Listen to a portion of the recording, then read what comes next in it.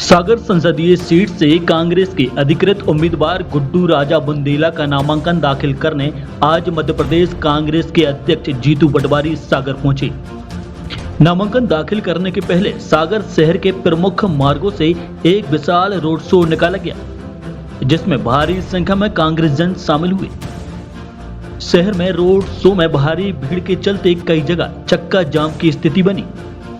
Road show के दौरान सभा को संबोधित करते हुए जीतू पटवारी ने कहा कि आज हमें घर घर जाकर यह पूछने की जरूरत है कि बहुत हुई महंगाई की मार, अब की बार मोदी सरकार तो महंगाई कम हुई क्या?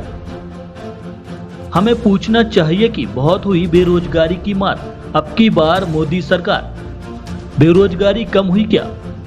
प्रधानमंत्री नरेंद्र मोदी ने कहा था कि मेरी लड़ाई करें भ्रष्टाचार के खिलाफ। 141 लोगों पर भ्रष्टाचार के आरोप लगे, उनमें से 121 लोग भाजपा में शामिल हो गए तो भ्रष्टाचार के आरोप खत्म हो गए। नरेंद्र मोदी अपने आप को ईमानदारी की मूर्ति बताते हैं, लेकिन जिन 40 लोगों पर ईडी और सीबीआई के भ्रष्टाचार के कारण छापे लगे, उन लोगों ने भाजपा के लिए 50 से 500 करोड़ तक का चंदा दिया तो वह पाक साफ हो गए। नरेंद्र मोदी जी ने कहा था कि करप्शन के अगेंस्ट मेरी लड़ाई है, 141 परिवार के लोगों को जिन पर करप्शन के चार्जेस लगे, ईडी ने लगाए, सीबीआई ने लगाए और एजेंसियों ने लगाए, उसमें से 121 बीजेपी में वापस भर्ती हो गए, उनका करप्शन समाप्त। ये बात सही है कि गलत? ये बात हमें घर घर करनी चाहिए कि नहीं करनी चाहिए? जो नरेंद्र मोदी अपने को ईमानदारी का एक मूर्ति बताता था, उन नरेंद्र मोदी के राज में 40 लोगों से जिन पर सीबीआई की और ईडी के छापे डले, सब ने बीजेपी में 500 करोड़ से 50 करोड़ रुपए तक डाल दिए। काला धन नहीं है तो क्या है? अरे काला धन है कि नहीं है? 200 कंपनियों ने जिनको टेंडर मिले, उनने सब ने बीजेपी को चंदा दिया। ये करप्शन रिश्वत की है तो क्या है? अरे है कि नहीं है? जरा जवान लाओ, जवान किसी को। ये लोकसभा का ये महापर्व, जिसमें सागर संसदीय क्षेत्र के लिए कांग्रेस पार्टी ने योग्य, बहादुर, सेवाभावी, समर्पण के साथ न डरने वाला प्रत्याशी दिया जाना। जोरदार तालियों से